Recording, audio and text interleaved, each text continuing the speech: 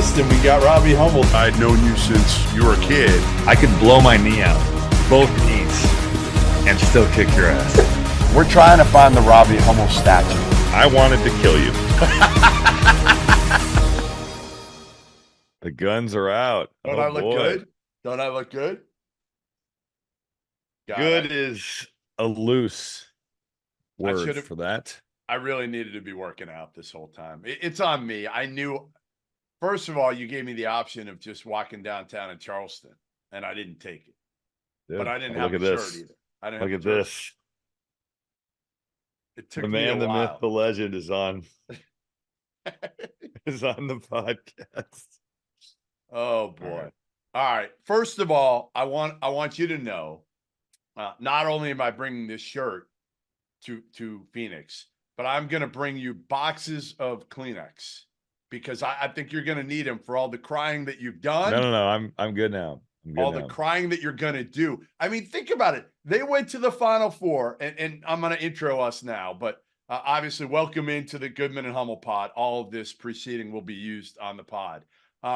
They went to the Final Four, and the waterworks from Robbie Hummel were coming strong. What will happen if they win the whole thing, Rob? There's no way you're going to be able to contain yourself. Yeah, well, no, I think I will. How? You couldn't, you broke down. But it was more so about what Coach Painter was saying. You know, I was very happy, obviously, but it was in talking to him and hearing what he was saying really nice things. Yeah. And I have the utmost respect for him. So yes, of course I'm happy that we won. And like, I wasn't like crying on the air. I wasn't like sobbing as Kevin Kugler wrapped it up. It was more so when Coach Painter came over. I guess it really started. Paul Lusk came over and gave me a hug. Yeah. And Coach Lusk recruited me, and then Elliot Bloom came over, and that's where, you know, the relationships. And I also am so happy for all the dudes on that team because I know that what they've been through and what they've heard for the last year and everything you go through, even like morons like you that are making up every reason why they can't win. Oh, they don't shoot it good enough. Then they're the best shooting team in the country. Oh, they're not tough enough. How did they shoot it yesterday? Yeah, and they still won. Even with their concern, they still won the game. I'm just saying. You said, I don't know if they'll make them when they matter. Did Lance Jones make it when it mattered? He did. He also had some, not great shots early, but he made a big one late, a huge one late. Oh, did you want to bench him so that our best guy on Connect wouldn't play in the second half? Listen, I can't believe. See, but this is where I'm talking about. Like, there's been I saw, you see all these narratives, and I'm just surprised at how much people hate Purdue from like just random. I feel like a lot of it might be based on you and how you treat me. I think a lot of people out there just don't like you anymore. Wouldn't that be a plot twist? Rob bullies Jeff, so therefore we don't like Purdue. All right, can we get to, though, honestly, a serious question? What do you think that meant to Matt Painter? Because he's gone through a lot here, dating back to obviously you and your knee injury. I think me putting him in the hot seat after 2 really bad years that people were wondering, maybe going to Missouri. We talked about that. You and I have talked about that over and over the years, and how worried you were he was going to Missouri at that point because it was real. Like, there was some real... My goal during that time was to guilt him as much as possible into not going to Missouri. It worked. Can I shame him into staying by calling him every night and asking for an update? No, I mean, I think it for him, I don't feel like he needed, from a personal standpoint, to feel like he was validated. I think he knows he's a really good coach.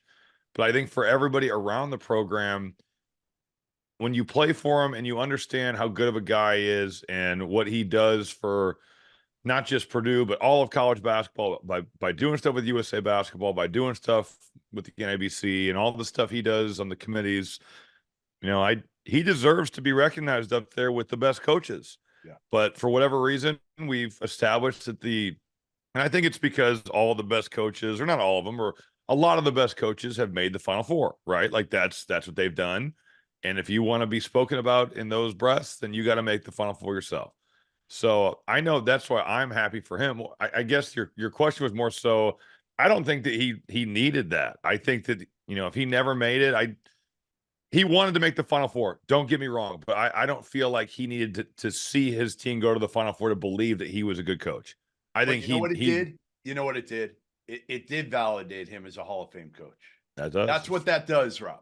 That's That's a what good it point. does. And I think it validated the program too, even more so. Not that it hasn't been one of the best programs in America over the years, but again, look at how quickly it can change the tune of a program being like really, really good to, okay, they're at a different level. And especially again, for a guy like Payne, who you said, and everybody knows is like the best dude in the world, has done it the right way forever. When a lot of other coaches haven't, they've compromised their integrity over the years when maybe things haven't been going as well. That dude has never done it. I mean, look at this year's team, Rob, and he doesn't have any McDonald's All-Americans or anything close to it. Yeah, I know. It's amazing. And they're really, really good. They've got really, really good players, and it's mostly kind of homegrown from recruiting them out of high school outside of Lance Jones. I mean, he's the one transfer, and to see him do that in an era where I guess that's becoming more increasingly rare.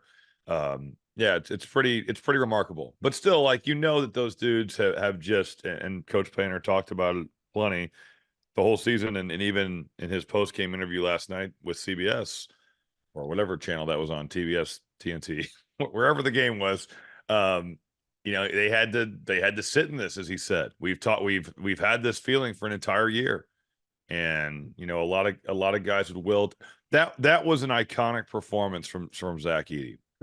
Yeah, was 40 and 16. When you've got another first-team All-American who is equally as good for a lot of that game, but Zach's just a little bit better. Like, he really is. It's amazing. There's still people that don't think he's good. I believe that he is a generational college player.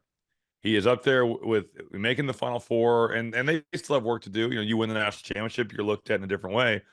But to get Purdue to the Final Four for the first time since 1980, over the last 9 games, he's averaging like 27 and 15. Those are ridiculous numbers. You can be 7 foot and average 2 and 2. I've seen it a lot. I've seen a lot of 7-footers average 2 points and 2 rebounds and not play hard and not rebound outside their area, not protect the rim. He does all that stuff. He's an unbelievable college basketball player. I think he'll get a crack in the NBA. He is way too productive. He'll make it. He'll make the NBA. I know. I agree. I just think it's hilarious that there's people that and that's okay. Right. I mean, you get paid a lot of money to be a role guy. Totally. I just am still blown away that there's people that think he has no chance. He'll play in Lithuania next year. No, he won't. He's not playing over there. Not next year. The biggest thing is his development has been unbelievable. Again, from a kid that he didn't think he could play when he first got to Purdue. He questioned it, right? I mean, they kicked his ass, and he questioned it to a guy that, again, was coming off the bench with Trevion Williams, and then eventually Payne understood. Like, I think they had Matt Harms too. I think those were their like 3 centers. Right, that first year. But he reclassified. Yeah. So he got there I think in December. Yeah. And then I'm sure you go from, even though IMG has some real players, you go from that where there is talent, but now you've got 22-year-old, Trevion Williams is a pretty big dude. Yeah. He'd be baptized by fire. So, hey, what do you, when you hear people not even complain, because I get people complaining about the style. Like, I understand that, right, Rob? You do too. Like, most people would rather watch a game that's a little bit more up and down. What I get pissed off at is the people that complain, well, Zack Edey gets all these calls. I know. Like, what's your take on that? You've seen him more than anybody. The 3-second thing is funny because people don't know what the rule is in college. So they're wrong. And then I think explain how they're wrong. Now, I will say, I'm watching the Gonzaga. Once you lift a foot, 1 foot out, your 3 is reset. You get a new 3. I did think in the Gonzaga game, in the Sweet 16 game, I thought he did foul Anton Watson, and then he tackled Ryan Nembhard. He could have easily had 2 fouls in that game. But dude, okay, officials miss calls. They miss calls. That happens as part of the game. He gets fouled all the time. Tobe Awaka, I don't understand this. There was a point in the game yesterday where he was backing Awaka down, and Awaka had two hands into him, like he's pass protection. Yeah. And they didn't call it, and they didn't call it. And for about 10 seconds, they called a foul. I'm like, nothing changed. He was doing that for 10 seconds. Yeah, I feel like he doesn't get more calls than he should. He should get more. He doesn't. But here's the thing. I've always felt like the best players get more calls because they put more pressure on, whether that's Evan Turner putting substantial pressure on the rim. Yeah. He will generate calls. He's Dalton good. Connect. He's Even strong. Dalton Connect. Right. Dalton Connect will get calls. He puts pressure on you in transition. Right. Edey is going to put severe pressure on you in the post because he's bigger, he's stronger, he's got a good skill set. In order to survive with that, like Toby Awaka is 6'8". He's guarding a guy that's 7'4". Right. That's good. So I'm just blown away when people were like, well, why are the fouls not even? Well, Tennessee is 275th in fouls per game. Purdue is 13th. Right. That's one thing. Zack Edey leads the country in free throws attempted, free throws made, and personal fouls drawn. It's not always going to be even. Just because Tennessee plays Purdue doesn't mean that it's going to be an even number. I think Tennessee was like 8th and 9th in the SEC in free throws made, free throws attempted. So they shoot a lot of threes. And do refs miss calls? Yes, they do. On both sides, they are going to miss calls. But it is hilarious that people have built this narrative that it's just, bad for the game, or, oh, really, a guy that averages 25 and 14 is bad for the game. That makes sense. And then you throw in the part of like what a good kid he is. No, and he's a great kid, and he works hard, and he wasn't a high recruit. He was in the 400s. Some of it to me is funny too, where you see people that have like played the game with other big people, and it was cool then, but now it's not. Right. It's changed. I mean, again, like, let's face it. It was cool when your team was whooping up on people, but now you say, no, I don't think it's good anymore. The best month of the year is here, which is why you need to know that we are partnered with BetMGM. We'll be using BetMGM lines for making all of our picks and predictions, and we'll have special offers for the listeners and the viewers of the Field of 68. If you haven't signed up for BetMGM yet, you can use bonus code FIELD, and you will get up to a $1,500 first bet offer on your first wager with BetMGM. Here's the best part. All you need to do is deposit and bet $10 of your hard-earned money to get it. This is what you have to do to make it work. Download the BetMGM app and sign up using that bonus code FIELD. Deposit at least $10 and place your first wager on any game. You'll get up to $1,500 in bonus bets if your bet loses. Just make sure you use that bonus code FIELD when you sign up. Most importantly, we have some fun stuff coming up for the rest of the NCAA tournament. Bet insurance tokens, college hoops odds boost, and the thing that I love the most, a nice little parlay boost, as well as a ridiculous array of prop bets for anything that you could possibly imagine betting on. From odds on getting to the Final Four to national championship futures, I'm calling it right now. BetMGM is the king of the prop bet. So go download the BetMGM app. Use that code FIELD and sign up today. And while I've got you, a quick request. The best way to support the Field of 68 content you get for free is to engage with us. Rate and review the pod in any podcast app. Like and share the YouTube videos that you enjoy. Tell your friends about us. It all helps in a world where the algorithm is king. And now, back to the show. Yeah, it's going to be interesting to see where he goes in the NBA draft, Rob, because, again, well, the draft is poor. I tweeted earlier, like so many NBA guys have said to me, it's the worst draft they've seen in 20, 25 years. Yeah, I can't figure out who the number one like college player even is. Did they say what the best was? Was it the 2012 draft because the 58th pick was so strong? That's exactly. The depth was so impressive. So impressive. That guy crushed it. He was the best second round pick ever. Dude, this is funny. I got a text from somebody on my birthday, and it was somebody that works in TV, and they must have looked at Basketball Reference, and it tells like who from the NBA has birthdays on a certain day. So it was on March 8th. Yeah. And I was like I think the fourth all-time leading scorer from NBA players born on March 8th. It's a bad day. I was like, March 8th is trash. March 8th is not very good for NBA. Not a good day for the National Basketball Association. All right, so now we get Zack Edey against DJ Burns, which is going to be even worse for Edey in a way because everybody loves DJ Burns, right? Like he just looks fun, and he is. Like, he's fun. He doesn't look the part. You know, you get him the ball out there, and he can make plays facing up. He can pass he it. can pass. He posts. He's got those spin moves that he's fun. He's a fun watch because, again, he doesn't look the part. Can DJ Burns win that matchup against Zack Edey, and how, or even like hold his own? Is there a way? I just, it's going to be hard to move Edey.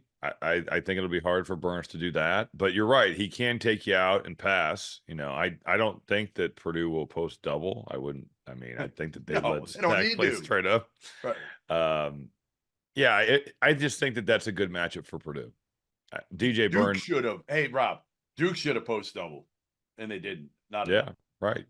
But he can really pass, so I know that scares you. But you gotta adapt. To me, when he's eating you up like that, Rob, don't you have to do something different at least to try to take away and make them they weren't making shots from three.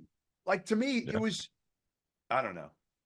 No, The guy coming in there again. He wants more airtime. Just keeps jumping up. Monty, what are you doing, dog? Oh, he thinks I got this nice care package for Easter that was sent to me from my friends at Hershey's again. No, they sent you one again? Yeah. This is bullshit. I'm the reason. How do I not get a care package? Monty thinks that these animal crackers that are dipped in Reese's are actually treats for him.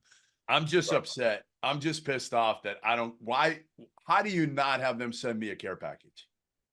Now, again, I don't need it yet because I'm a physical specimen. I'm a physical specimen right now, and I don't want to ruin that before Thursday night. That's true. Are you going to go to the pump party? I don't get invited, so probably not. There's no intersport party. So really? Yeah, it's done this year. No intersport party this year. I don't know. I don't know. You probably didn't contribute enough to keep it going or something. I'm not sure. 3x3, you ended it, huh? I'll get you a ticket to the pump party. I'll get you a ticket to the pump party. You need to at least make a cameo. If I'm wearing this, like, how do you not show up? What night is it? Friday? Thursday night. Same as the intersport usually is. I know, that's a bummer. The intersport party was fun. So you don't have to, now you got to go to Scottsdale. Beautiful place. I think it's the same place it was last year. Up on like a roof deck. It's awesome. Cool. Really good spot. So get me 15 invites for all my Purdue friends. I'm just kidding. We're not dealing with that. I'm not getting harassed by all your friggin' Boilermaker dorks. All right. There's no way I'm dealing with Chris Kramer and some of those other guys. You're not gonna let Etuan Moore come to the party? I'll let Etuan, because he held it down. He carried your ass for You know what was pretty cool yesterday is I did go back afterwards and I wanted to tell the coaches congrats. Yeah. And I was talking to Coach Lusk, and Bobby Riddell was right there with me, and Juwan Johnson FaceTimed me, right? I just happened to look at my phone, and Juwan called from Israel. That's cool. Playing in Israel, so we got to FaceTime with him. Yeah, I mean, listen, it's got to be awesome for you. Is there any part of it, Rob, that was difficult for you to watch because you felt like that should have been me if I didn't get hurt? No. Not once. I mean, I still will always be sad about that. Yeah. And I more so just wanted the chance, Yeah. But I love Purdue. I love watching this team play. I love the coaching staff and Coach Painter. There was no part of me that felt that way. I really was happy to see that. And Tennessee played an incredible game. They really did. And they just needed more outside of connect offensively. But Ziegler needed to play well. He did. Yeah. That was the key. And I say this to everybody. I don't know if you agree, but I've said this over and over. Some probably we've talked about a little bit. Braden Smith and his development is the biggest difference in this team, because a year ago, remember, like, he looked mentally tired, physically beat up. He looked like almost like he didn't have the confidence and the swag. But he's a freshman point guard playing in his first NCAA tournament. Right. Right. He's been so good this year. Yeah, I think I've seen him on some honorable mention All-American teams. He's first team All Big Ten and deserving to be there. They're shooting too. Yeah. If you have Edey, you got to make shots around him. Yep. And they've done that as well as anybody in college basketball. They didn't shoot it well, but you know what they did? They got to the rim. A lot. Tennessee Lawyer. was so worried Right. about Lawyer got Edey. to the rim. Lawyer didn't They were so settle. worried about Tennessee or about Edey rolling to the basket Yeah. that they were kind of letting those guys get all the way there. And you know who also didn't play well for Tennessee was Jonas Aidoo. Right. Yeah. He really struggled against. He shot an air ball the first shot of the game from 3 feet. They needed him too. They did, and like Awaka is physical. You know, actually played well on Edey, I thought, or gave him good minutes was JP Estrella. He was great, actually. Great. Yeah. He's gonna be really good. Agreed. Gonna be really good. Just to have to throw him in there. And like Vescovi's kind of decline here. Now he had the flu and didn't play on Friday, and he looks so unconfident in his jumper. That's 2-time first team All SEC. That's crazy. I know. All right, your prediction on the Purdue NC State game. Do I get my flowers for picking Purdue to the Final Four? No, hell no. You picked them last year and they lost in the first round. Well, I got shit on last year for it. So where are the congrats? You did it. When you win it all, when you guys win it all, I'll give you the congrats. All right. I'll wait for that then. Purdue NC State. What's your prediction? Purdue. I think the matchup, because of Burns, even though NC State is playing like a team of destiny, and you have the whole double-digit seed narrative, which is actually kind of funny. Yeah. I think Purdue wins the game, and I think we end up getting Purdue UConn, which would be amazing. It's what we've wanted all year. It's what we've wanted all year, and both matchups. Obviously, we haven't talked about this. UConn gets Alabama. Nate Oates has done a hell of a job this year, because when you look at that roster, Rob, their 3 best players are mid-major transfer ups, right? Mark Sears, he's been there. He started at Ohio. Aaron Estrada comes here this year from Hofstra. Grant Nelson from North Dakota State. Those are their best 3 players. They don't have a big time big shot blocker. Their defense was also abysmal to end the year. Terrible. They had some injuries. Reitzel was out with a concussion. Did he play? No, he didn't play. Yeah, I didn't think so. He looked not right. Well, it's multiple concussions this year. Concussions for Reitzel. And Rylan Griffin was out too. Yep. With the calf end of the year. He's done an unbelievable job getting that team to its first, that program to its first ever Final Four. You could see now Nate Oates is one of those dudes that's gonna be in the conversation with the best rising coaches in the country, right? But they support basketball better than they used to. I played a game in college there where we were a top 5 team, and the crowd, the loudest I think they got was when Mark Ingram won the Heisman. Like 10 minutes prior to the game starting, they showed it on the Jumbotron. We were warming up, and literally the place was up for grabs. They have NIL, it seems like, because of the players they get out of the portal. Not great. Not elite. Really? I'm surprised. No. I mean, Grant Nelson wasn't wasn't he one of the top transfers? Yeah, they did not pay. Let's put it this way. They're around $1 million. They're not nearly as high as you would think. Not nearly as high. I just assume with some of the guys they got. I mean, Reitzel's been productive. Nelson, obviously. Estrada. Really? Yeah.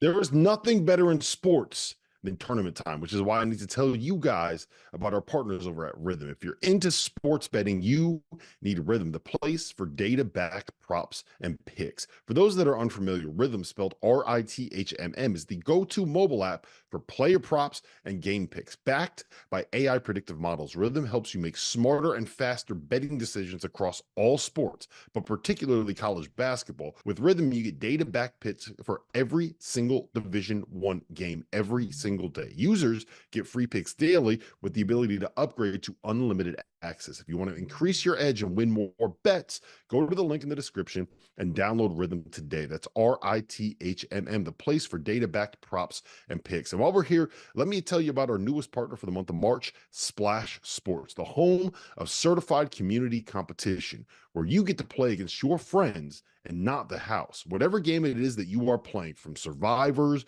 to tiers to pick X, the safest way to play for real money without the hassle of having to track down deposits or worry about payments is through Splash. They have partnered with PaySafe, the best deposit and payment system in the world, to ensure that money stays in safe hands and is delivered to the right places. To join the Field of 68 Survivor Madness, click the link in our profile below and join in. Entries are $5 a pop with a prize pool of up to $4,500.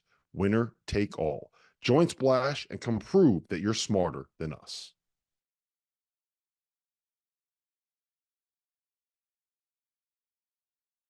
I think it'll grow. Mark Sears has been awesome. Yeah, Awesome. they have a really fun team. Now they're going to shoot like 55 threes on Saturday night. So how many do they have to Bombs make? away. How many do they have to make to give The you crazy thing is I saw them make 19 against Purdue and Toronto and lose. Well, they're gonna lose. But like I just want a game, Rob. Because But every if game you I've seen, yeah, I know, but if you make 19 against Purdue and lose, they got to make 24. I don't know. I don't think you can do that. yeah, I don't either. I mean, again, I don't see a way that I also, from watching the way that UConn got out in transition against Illinois, that style is terrifying. terrifying. I thought I was watching the 11-man fast break drill, just like the UConn edition, with the way they were running on Illinois. It's amazing. Again, UConn, how disciplined they are, how smart they are, how they move the ball, how they get good shots. And I think again, it starts with the fact that like, you know, you've got adults, right? You got, you know, like to me, Tristan Newton isn't the greatest point guard, but he knows what his limitations are. He Yeah, knows their role definition there is pretty high level. it's elite level. It is elite level. Cam Spencer, and we were hanging with those dudes. They're regular guys. Now Purdue is too. Like they're all regular dudes. Like that's the kind of beauty with those two teams. They like you? They love me. Klingon and Cam Spencer love me. I don't know, dude. I caught a ball. How about this? Cam Spencer. I wish we had replay of it. I bet you there is somewhere. Somebody threw a pass. I don't even remember who it was over Cam Spencer's head. And I was on the sideline, right near the kind of baseline sideline. And the ball was literally like 2 feet over my head and it was zipped. That is Rob. All I did, boom, caught it. Cam Spencer gave it to Cam Spencer. He literally said afterwards, he goes, it was like we were playing 6-on-5 out there.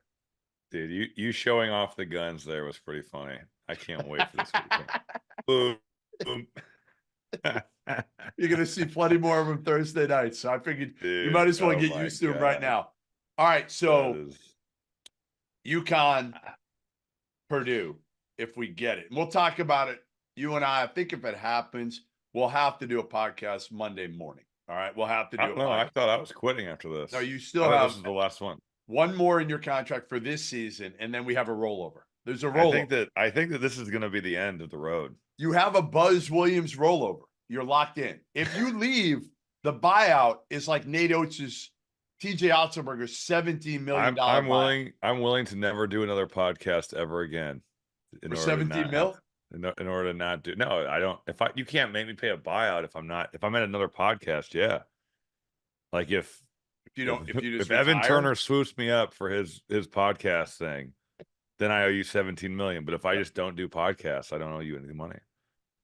I think it's fair to say the Field of 68 and this podcast has made you who you are today. I think it's fair to say. It's giving me headache after headache of having to wake up early on Monday mornings to talk to you. You just woke up from a nap. You were napping. I did. You overslept. I couldn't sleep last night. I went to bed at probably 1:30, woke up at 6 and flew home, and I was doing some stuff for the games, and then I was like, I'm tired. I'll take a 40-minute nap, set an alarm, and my alarm didn't go off. So what is your schedule out in we're trying to get a pickleball matchup for all those watching. And the matchup is going to be me and Scott Drew.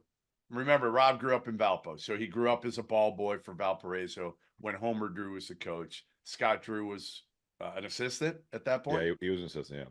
So the teams is got me and Scott Drew against you and Homer Drew in pickleball. Homer's living out there in Phoenix. He is. He's got rackets. So there's zero excuse for you to be able to I'd be do screaming out all the European players that didn't pan out that Scott recruited at Valpo, like Marco Punda. Like Marco Punda wasn't what his uncle was, Tony Kukoc. Like, what are the odds? You and Homer against me and Scott. What do you think? How good is Scott compared to Homer? That would be the question.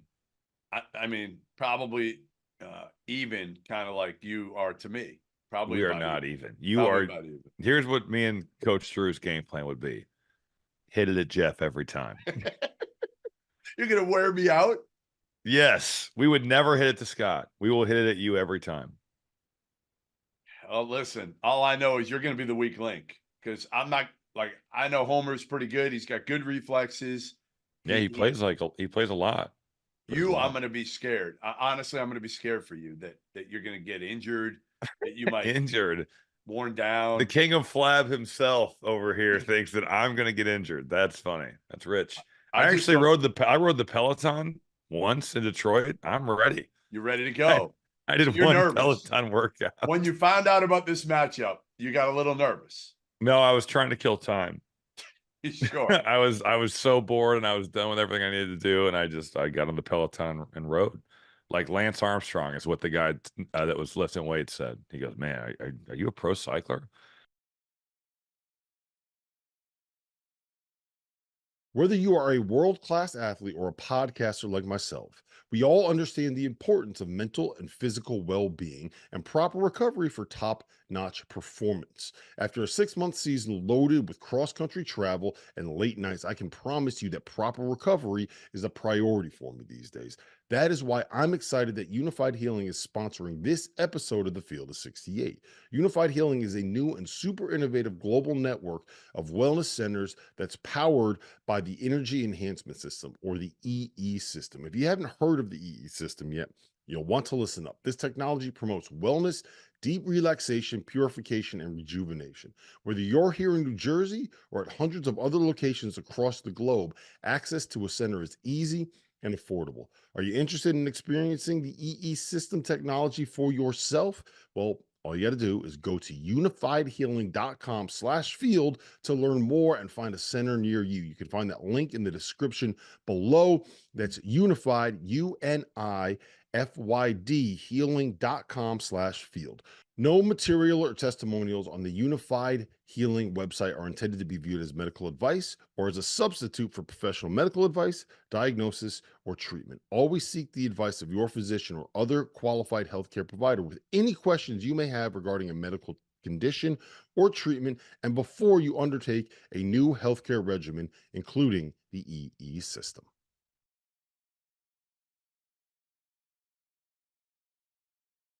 All right, Like, so no, this is my first time. What else you got going on in Phoenix? I'm doing some Sirius XM. Okay. I'm doing some Bleacher Report. Yep. I'll probably do a few things for BTN now that a Big Ten team is there. So some of us work, others get to just play. You get to just have fun. I'll be working. Working with what? I'll be down in the arena for Field of 68. We'll be doing shows. Are you going to come by? Probably not. Why not? Where's it at? Where's it at?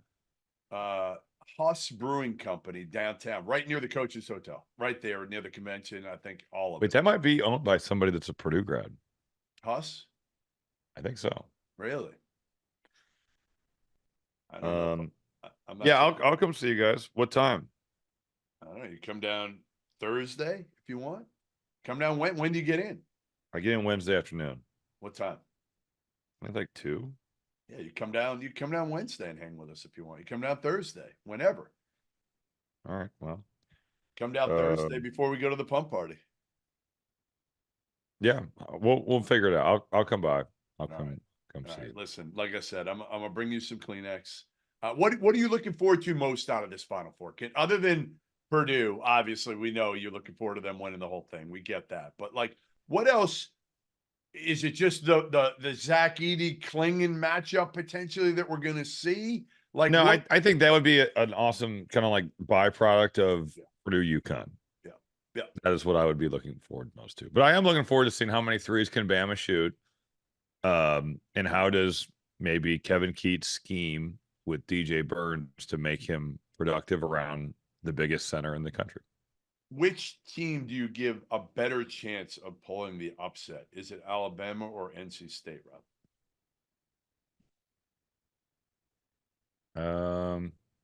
I need to watch a little more before I answer that question. What do you think? I mean, I just think I just haven't seen NC State enough. I've kind of like seen some stuff this morning. I could better answer that in the day. Yeah, I don't know if either. I mean, Bama, because they shoot so many threes, can be scary.